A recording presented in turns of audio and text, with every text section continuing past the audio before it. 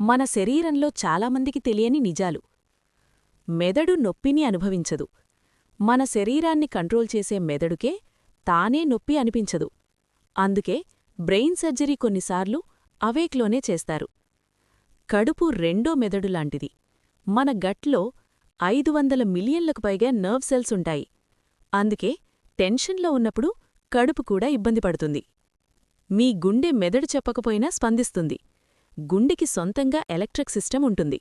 మెదడు పనిచెయ్యకపోయినా కొంతసేపు గుండె కొట్టుకుంటూనే ఉంటుంది. మీ ఎముకలు జీవించి ఉన్న అవయవాలే. ఎముకలు రాళ్లలా కనిపిస్తాయి కాని అవి ప్రతిరోజూ కొత్త సెల్స్ని తయారుచేస్తూనే ఉంటాయి. మన శరీరం మనమే తింటుంది. ఆటోఫజీ అనే ప్రక్రియ ద్వారా మన శరీరం పాత పాడైన సెల్స్ని తానే తినేసి కొత్త సెల్స్కు చోటిస్తుంది. మన కళ్లల్లో మెదడు భాగమే ఉంది. కన్ను అనేది మెదడు నుంచి బయటకు వచ్చిన భాగం. అందుకే కళ్ల సమస్యలు నేరుగా మెదడుపై ప్రభావం చూపుతాయి.